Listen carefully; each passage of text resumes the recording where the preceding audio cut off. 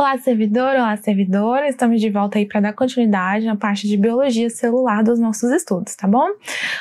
Hoje nós vamos falar aí de uma das organelas que ficou faltando, né, da nossa aula anterior, mas já para finalizar já essa parte de biologia celular, que é a estrutura do núcleo, tá? A gente falou bastante dela, que era uma das principais diferenças aí em relação entre os seres procarióticos e eucarióticos, né? Era uma das diferenças mais abordadas. Agora a gente vai falar das estruturas do núcleo, tá? E mais à frente vamos começar alguns conceitos básicos para avançar nossa aula para a parte de divisão celular, tá bom? Mais uma vez eu preparei um roteirinho para destacar as partes que eu considero mais importantes, que são mais cobradas em prova, tá bom? Bom, a estrutura do núcleo, a gente vai ver ali, né, os seus componentes e dele, assim, em relação às provas, aquilo que é mais cobrado é os conceitos, né, de cromatina, heterocromatina, eu vou falar isso bem. É algo que vocês precisam ter em mente, tá? E, assim, pontuar essas características do núcleo, sempre relacionando ele como a principal diferença entre as células eucarióticas e procarióticas, tá? Aqui, mais à frente, a gente vai estar falando aí dos conceitos básicos. Gente, é muito importante que vocês tenham essas definições em mente, tá? Do que é um cromossomo, os seus tipos, né? A diferença do que é definição do cromossomos homólogos, células diploide e haploide, porque são assuntos que vão ser extremamente importantes lá na parte de divisão celular, mas que também, apesar de ser um complemento, né? Também os seus conceitos acabam caindo em prova, tá bom? E vou comentar aí das alterações cromossômicas, aquelas que são principais, também cobradas em prova. Bom, aqui a gente tem a estrutura do núcleo, tá? A gente está acostumado aí pelas nossas imagens, ver aquela estrutura ovoide, arredondada no centro da célula, tá? Mas isso não quer dizer que é a única forma do núcleo. Esse núcleo, ele pode ter diferentes formas dependendo da sua célula, tá bom? E também pode existir células que são anucleadas, tá? E isso é questão de prova. Aqui nas nossas imagens a gente tem alguns exemplos, né, do que são diferentes formas de núcleo e as diferenças em variações de número dessa célula. A gente tem aqui nesse quadradinho aqui destacado células que são chamadas células polimorfonucleadas. Que células são essas? São os glóbulos brancos, tá, gente? Os leucócitos, nossas células de defesa. E elas são, o núcleo dela é tão característico que isso foi até alvo de nome, tá? Para esse grupo de célula, tá? Que são células que apresentam uma estrutura morfológica do núcleo bem variada. A gente também tem aqui as nossas hemácias, tá? Que são as nossas células sanguíneas aí, os nossos glóbulos vermelhos, também chamados de eritrócitos. Gente, isso é uma questão muito típica de prova, tá? As nossas hemácias são células anucleadas. Já vi questão de prova, caracterizar a célula e tal, e citar, né? Perguntar qual é o grupo de células que são células anucleadas. São as nossas hemácias, tá, gente? Não significa que ela não teve núcleo, nunca tenha tido núcleo. O que aconteceu com essa célula é que durante o processo de maturação ali, né, de diferenciação celular, essa célula perdeu o seu núcleo, né? É uma célula de vida curta, tem aí aproximadamente 4 meses de vida, tá? De tempo de vida, e é uma célula que não apresenta núcleo, tá? Já na sua fase de madura, não apresenta núcleo. A gente ainda tem grupos de células que são células que vão ter mais de um núcleo, tá? Mais de um núcleo. É possível, gente.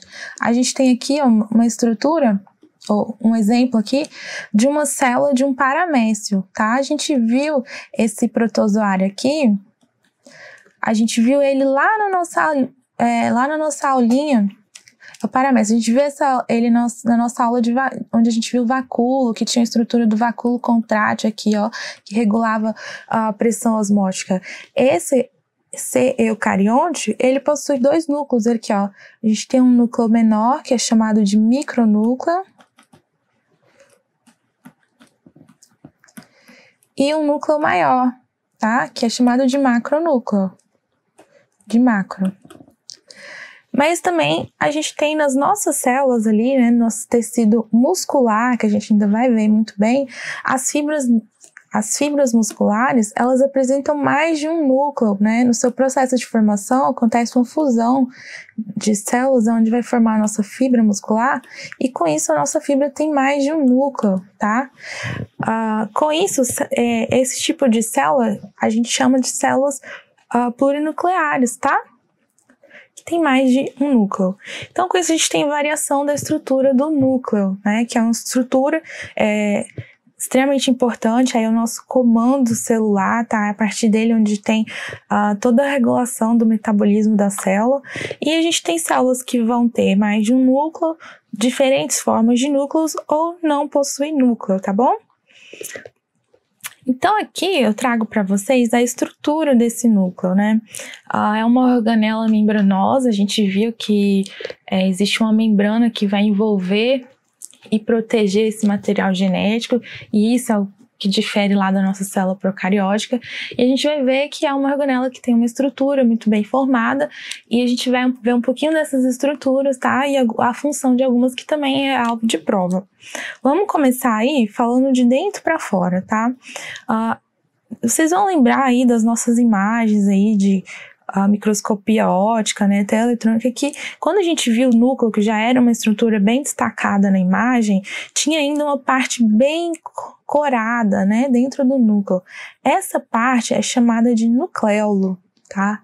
A estrutura do núcleo é uma estrutura muito importante, tá? Essa é uma parte boa para vocês, para ser cobrada em prova. Que é? Dentro do nucleolo, existe um processo, né? O núcleo, na verdade, é o centro de amadurecimento e formação dos ribossomos. A gente viu que é uma estrutura muito importante, que é onde ocorre a síntese de proteínas, né? E os ribossomos, eles são o centro de formação e maturamento dos ribossomos acontece dentro do núcleo e nessa regiãozinha que é chamada nucleolo, tá? Então, o nucleolo é o centro de formação e amadurecimento dos ribossomos, tá? Vamos botar assim? Ribossomos. Gente, a constituição do núcleo é basicamente RNA ribossomo e proteínas, tá? Que vão se associar e vai formar os ribossomos. Quando esses ribossomos estiverem maduros, eles vão ser direcionados para o citoplasma, né? Onde acontece aí a nossa síntese proteica, tá bom? Bom, ainda nesse sentido, né, de dentro para fora da estrutura do núcleo, a gente tem o preenchimento desse núcleo, que assim como no citoplasma ali, que é um preenchimento aquoso, a gente tem um preenchimento aí do núcleo, que vai ser chamado nucleoplasma. É fácil de lembrar, né, porque a gente associa aí com o citoplasma. Esse preenchimento aquoso aí vai ter componentes como íons, nucleotídeos, tá? É realmente um preenchimento da região do núcleo. Bom, agora a parte muito importante para a gente destacar é a cromatina, tá? O que é a cromatina? A gente tá vendo aqui essa estrutura filamentosa, né? Com partes mais pigmentadas aqui, tá? Isso aqui, gente, é o DNA. Tá? Essa estrutura interna que a gente chama de cromatina é o nosso DNA, que é a estrutura filamentosa. Tem esse nome porque tem a ver com a coloração, tá? É a parte onde ficou pigmentada ali e se recebe o nome de cromatina. A gente vai ver que existem dois tipos de cromatina, tá? A heterocromatina e a eucromatina. Qual que é a diferença dessas duas? Tudo é DNA. A diferença é que a heterocromatina, ela é uma região mais condensada, mais densa desse DNA. E a eucromatina é uma região frouxa, tá? É uma região frouxa desse DNA. Lá na frente, o pessoal descobriu que a região dos genes, né, onde realmente tem os genes de expressão, fica na região da eucromatina. Por isso, eu de verdadeiro, né? A parte real mesmo dos genes está na parte da eucromatina. Então aqui, ó, a gente vai ver justamente isso. Uma região onde tem uma coloração mais densa, né? Dessa cromatina, então aqui seria a heterocromatina, e uma região menos densa, que é frouxa. Eu trouxe aqui ainda uma imagem de eletromicrografia, que é justamente para a gente tentar ver essa expressão. Aqui é uma região bem corada, mais densa, né, dessa cromatina, que é chamada heterocromatina, e uma região frouxa aqui, ó, né? Que é a eocromatina, tá bom? Esses conceitozinhos também o pessoal gosta de cobrar em prova, tá bom? Aí, partindo, né, do centro para fora, a gente vê aqui agora a nossa estrutura de membrana, tá? Membrana nuclear, ou envoltório nuclear, ou carioteca. Essa membrana, gente, é uma membrana bastante complexa, tá? É uma membrana composta que vai ter uma parte externa, uma membrana nuclear externa e uma membrana nuclear interna, tá bom? E ela tem como suporte ainda, parando essa membrana, a lâmina nuclear, que é uma parte interna de filamentos proteicos que vai dar aí o arcabouço, vai dar aí a forma desse núcleo, tá? Essa estrutura. Essa membrana ainda, gente, é uma membrana que, ela, assim como a nossa membrana plasmática, vai ter uma seleção daquilo que vai entrar e vai sair da nossa célula. E essa seleção, quem vai fazer são os poros, o complexo do poro ou poro nuclear. Aqui a gente vê eles nessas estruturas, tá? Voltando ao nosso slide, são os poros nucleares. Eu abri um espacinho aqui pra gente falar um pouquinho dele, porque essa é uma estrutura complexa, gente. É aqui onde vai regular aquilo que deve entrar dentro do poro e aquilo que deve sair, ou dentro do núcleo, aquilo que deve sair para o citoplasma. Esse mecanismo funciona com uma sinalização, tá? Existe uma sinalização dentro daquilo que é de interesse externo e interno. E quem faz a leitura, essa dinâmica que vai abrir ou fechar são os complexos do poro, tá? Com isso se define aquilo que sai e entra da célula. Então ele é que vai regular esse mecanismo de exportação do núcleo, né? De exportação e importação do núcleo, tá bom? Aqui eu trouxe uma eletromicrografia, tá? Mostrando justamente esse poro nuclear, tá bom? E aqui a estruturazinha proteica que forma esse complexo. Dito isso, gente, a gente vai agora falar uma parte importante de conceitos para a compreensão da nossa matéria, mas também para a compreensão de provas do edital, tá bom?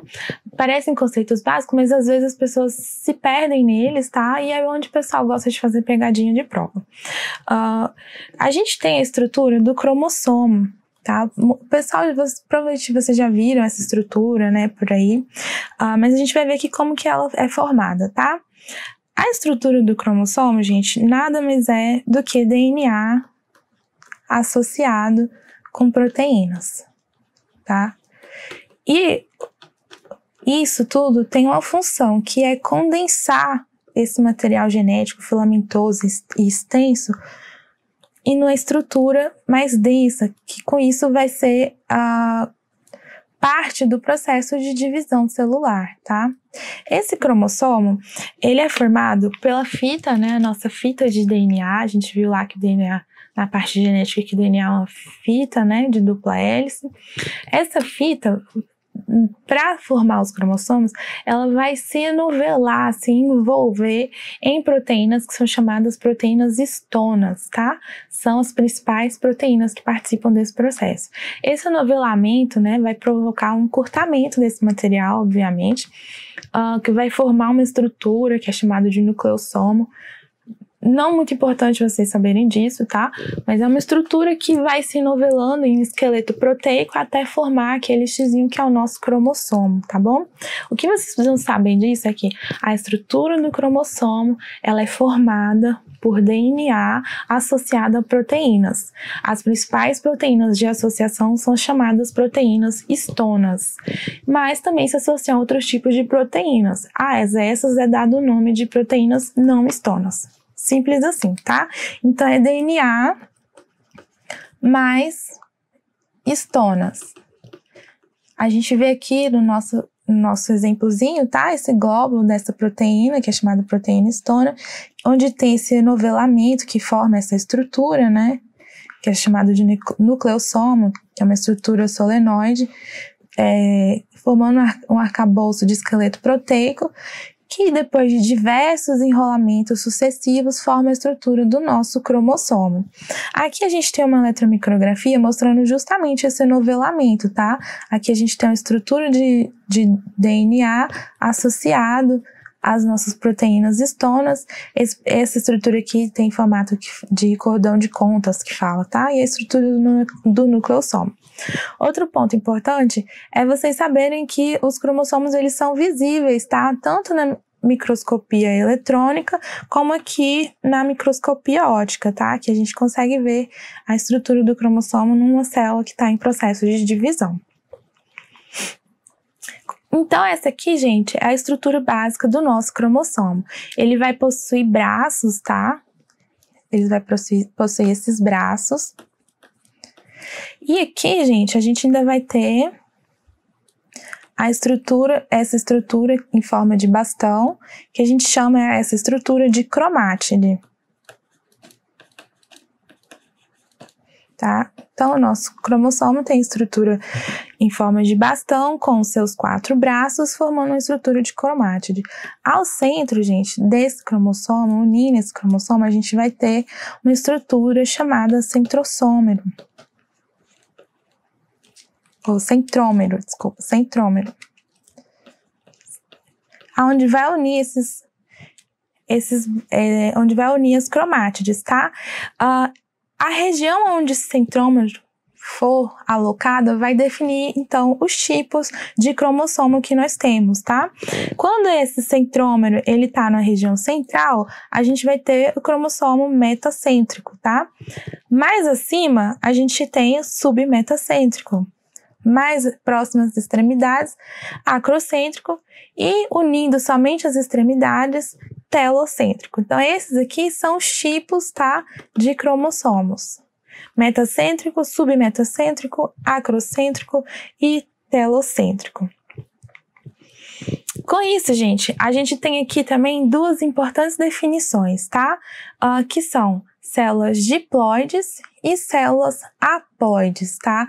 Isso é muito importante, porque a gente vai ver que as nossas células vão apresentar, a grande maioria das nossas células vão apresentar pares de cromossomo, eles não vêm sozinhos, eles vêm aos pares, tá? E por isso, por ser pares, elas são chamadas de células diploide. A grande maioria das células são células diploide. As únicas células que são células haploides, que não apresentam pares, mas apenas uma estrutura de cromossomo, são as células haploides. Que células são essas? São os nossos gametas, né? A gente vai ver que no processo de formação do indivíduo, a gente tem a união de duas células haploides, né, que são ali do gameta masculino e feminino, se unindo para formar um indivíduo. E todas as células desse indivíduo parte da junção dessas duas células que são haploides, e nessa união a gente tem então a formação depois de células diploides. Então, as únicas células que são haploides são os nossos gametas, tá? Então, por definição, a gente tem aqui, né, na nossa ilustração, as células haploide, né, é chamado de N, tá? Que é o número de cromossomos, referente aos números de cromossomos, e elas apresentam apenas um cromossomo. Já as nossas células diploides apresentam 2, sempre em pares, por isso os 2 Ns, tá? Que são chamadas de células diploides. Com isso, a gente tem uma definição muito básica, também importante, que são os cromossomos homólogos, tá? O que são cromossomos homólogos? São cromossomos iguais em sua forma e tamanho e também com a mesma identificação genética, tá? São cromossomos iguais em sua forma e com a mesma identificação genética. Então, esses cromossomos são chamados cromossomos homólogos. A gente vai ver aqui, ó, uma ilustração que vai definir isso melhor. A gente tem aqui, por exemplo, 2 cromossomos, né? O 1 e o 20. Olha a estrutura desse cromossomo 1. E ele tem o mesmo tamanho, tá?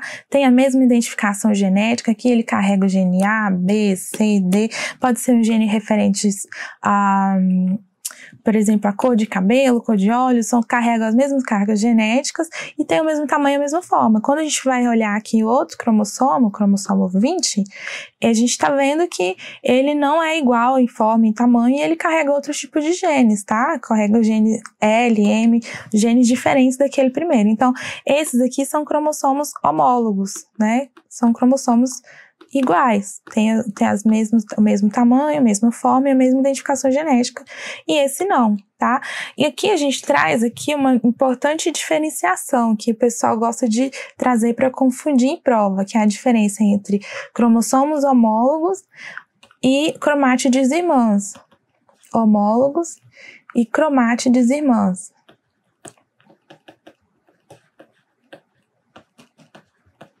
A gente viu lá que as cromátides irmãs, né, são esse braço aqui completo do nosso cromossomo. Então, aqui a gente tem 2 cromossomos, tá? Eles são homólogos porque eles têm o mesmo tamanho, a mesma forma, eles devem carregar a mesma informação genética com suas variantes, né? São cromossomos homólogos. Dentro do processo de duplicação, né, cada um teve a sua duplicação. E aí, para cada qual desse, houve um par, então, de cromátides, né, novo, e essas cromátides são iguais. Então, aqui, a gente tem cromátides irmãs, tá? Que é a duplicação de uma cromátide exatamente igual à sua originária, que estão unidas aqui pelo centrômero. E essas são as cromátides irmãs, tá? Cromátides irmãs. Agora, quando a gente vai falar de cromossomos homólogos, a gente fala em relação aos dois, tá? Cromossomos homólogos são cromossomos iguais em seu tamanho, forma e identificação genética. Cromátides irmãs é quando um braço desse aqui se replica, se duplica, tá? Isso aqui acontece no processo de divisão celular, formando 2 braços iguais. Esses braços iguais aqui são as cromátides e elas sendo iguais são as cromátides irmãs. Aqui a gente vai fazer uma questãozinha e ver mais alguns conceitos através dela, tá? O que é o locus gênico, gente? Locus vem de lugar. Então, é o lugar dentro desse cromossomo, que é uma estrutura de DNA, aonde aquele gene vai estar localizado, tá? Então, isso é um locus gênico. Então, se a gente olhar aqui na nossa estrutura, a setinha está apontando um gene e outro gene, vamos chamar aqui de A e B, dentro de uma estrutura, né, de um cromossomo. Quando esses genes estão na mesma região do cromossomo, se aqui ele estivesse apontando aqui, a gente teria genes alelos, tá? Genes paralelos, eles seriam chamados genes alelos. Quando eles estão em regiões diferentes do nosso cromossomo, que é igual está apresentando a nossa imagem, é chamado de genes não alelos. Com isso, a gente já tem aqui a nossa respostinha, tá? Observe a figura abaixo que representa os cromossomos. As setas na ilustração, né, indicam a letra A, locus homólogos? Não, né? São espaços diferentes e não tem nada a ver com o seu homólogo, não. Alelos de um mesmo gene? Também não, né? Genes de um mesmo locus? Também não, porque estão em lugar diferente. Então, aqui a gente tem genes não homólogos, a nossa alternativa aqui.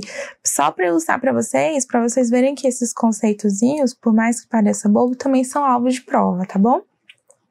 Continuando aqui a nossa aulinha, a gente vai ver que os cromossomos, né, que são estruturas de DNA, eles vão apresentar em quantidade e em quantidades diferentes, tá? Conforme a espécie.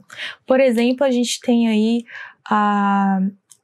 o macaco, né? Vamos dar um exemplo, que possui célula eucariótica, e ele vai ter 48 cromossomos dentro do seu núcleo.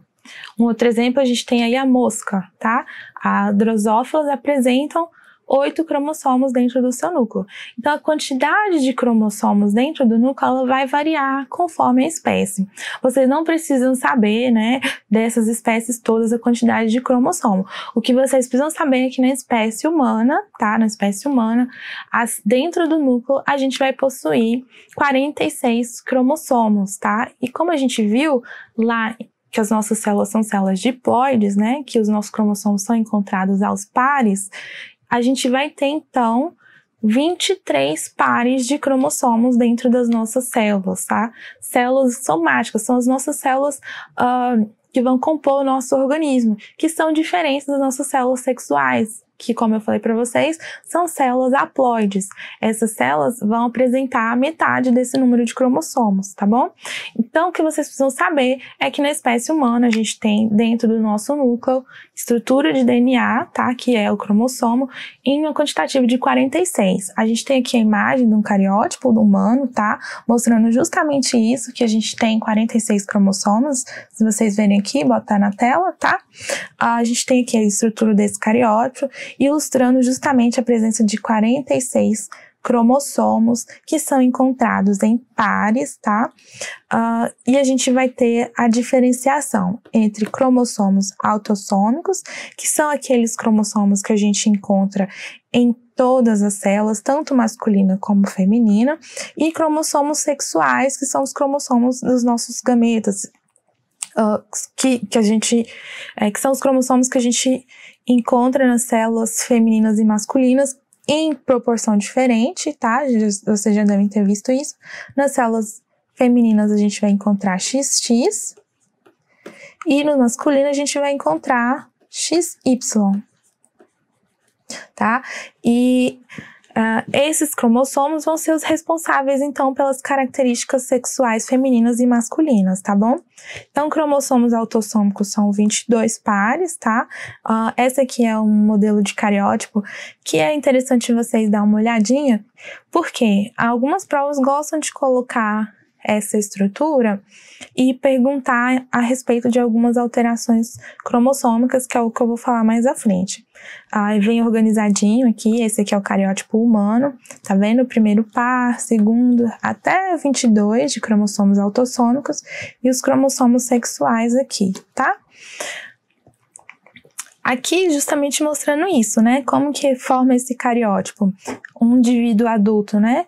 Já formado, ele vai apresentar 46 cromossomos e a gente vai sempre receber 23 paterno e 23 materno, e essa junção aí vai formar um indivíduo, né, com 46 cromossomos em suas células, sendo que de 23 vai surgir de origem paterna e 23 de origem materna.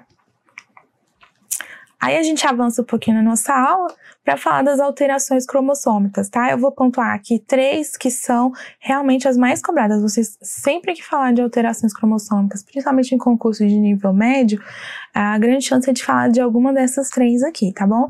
Vamos começar falando da síndrome de Down.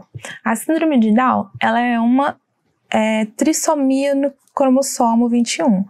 Vocês viram lá no nosso cariótipo, né, que as pesquisas, quando a gente faz esse cariótipo, a gente separa ali os cromossomos que são homólogos, tá vendo? São iguais em seu formato e tamanho, ó, todos agrupadinhos, tá? Aqui eles são separados também porque eles possuem a mesma informação genética, e ele vai até o 22, né? Que são os cromossomos autossômicos. A síndrome de Down é uma trissomia. Lembra lá da gente falar que nas nossas células diploides, a gente sempre vai encontrar os nossos cromossomos aos pares? A trissomia é quando tem um cromossomo a mais, né? Então, por isso trissomia, de 2 mais 1, 3, né? E essa alteração, ela vai acontecer no cromossomo 21, tá? A síndrome de Down acontece no cromossomo 21, onde tem uma trissomia nesse cromossomo, um cromossomo a mais. Obviamente que isso aí vai ter um reflexo, né, na saúde desses indivíduos, que vão ter quadros de obesidade, olhos oblíquos, um pequeno retardo mental. Indivíduos masculinos vão ser estéreis, tá? Consideravelmente um período de vida curto. Essas são as características do indivíduo com síndrome de Down, mas o que vocês precisam saber mesmo é que a síndrome de Down, ela acontece devido a uma trissomia no cromossomo 21. A gente tem ainda a síndrome de Klinefelter, né? Essa síndrome, ela acontece nos cromossomos sexuais, tá? Esse é um aspecto importante. Ela acontece nos cromossomos sexuais em indivíduos homens. Por quê? Porque eles apresentam ali o cromossomo Y, mas apresentam 2X. Então, ele acaba tendo um cariótipo de 47 cromossomos, que seria os 46 mais um X a mais. É um indivíduo masculino, porém com algumas características femininas, tem um subdesenvolvimento aí das genitálias masculinas, né? É infértil, pode apresentar aumento das mamas. Essa é a característica de um indivíduo com síndrome de Klinefelter, tá? O que precisa saber? É uma síndrome que acontece nos cromossomos sexuais em indivíduos masculinos, tá? E apresenta um X a mais. Aí a gente tem a síndrome de Turner, tá? Também acontece nos cromossomos sexuais, que o indivíduo tem 45 cromossomos. Por quê? Falta um cromossomo X aqui, ó, gente. Com isso, essa indivídua ela acontece em mulheres, tá? É uma indivídua mulher, ela vai apresentar baixa estatura, baixo desenvolvimento aí dos seus ovários, das suas características femininas, tá bom? E é infértil. Aqui o que tem que saber é que a síndrome de Turner acontece em mulher e há uma ausência de um cromossomo X, tá bom? Vamos fazer uma questãozinha aí pra gente fixar e ver como é que realmente isso é cobrado em prova, tá? A síndrome de Down e Turner são caracterizadas respectivamente, né? Então, uma primeiro a outra. A síndrome de Down. A ausência de cromossomo sexual é errado, tá? A síndrome de Down acontece em cromossomos autossômicos, tá? Então, a letra A e B já tá errada e a E também. Então, só sobra trissomia no cromossomo 21, tá certo, né? A gente viu lá que a síndrome de Down é trissomia no cromossomo 21. Síndrome de Turner, né? Acontece a ausência de um cromossomo sexual, é isso. Mas em homens, não. É a ausência de cromossomo sexual em mulheres, tá? Nossa alternativa aí, letra D. Só mais uma aí para nossa fixação. Como eu falei para vocês, algumas provas gostam de colocar a estrutura do cariótipo e pedem que vocês olhem, né, e analisem para identificar aí qual é a síndrome cromossômica. Avaliando o cariótipo humano, ilustrado na figura a seguir, pode-se concluir que a célula analisada seria representativa de... Bom, como eu falei para vocês têm que analisar, né, olhando cada um dos cromossomos e os cromossomos sexuais. A gente já viu aqui, ó, de cara que é uma alteração que ocorre num cromossomo sexual. Tem 2X mais um cromossomo Y. Então, se tem cromossomo Y, a gente já sabe que isso aqui é a estrutura o quê? De um homem. Então, a gente já elimina a alternativa A, B e C. É um homem com uma síndrome, né? Qual é essa? Tem 2X. Um homem com 2X é síndrome quê? De Klinefelter. Nossa alternativa, a letra E. Não é síndrome de Down, porque a gente olha aqui, ó, cromossomo 21, certinho, né? 2 pares. Gente, a nossa aula de hoje é isso, tá? Eu peço que vocês prestem bastante atenção a esses conceitos que vai nos permitir avançar para a nossa aula de divisão celular, mas também são conceitos cobrados em prova. Então é isso, aguardo vocês na nossa próxima aula.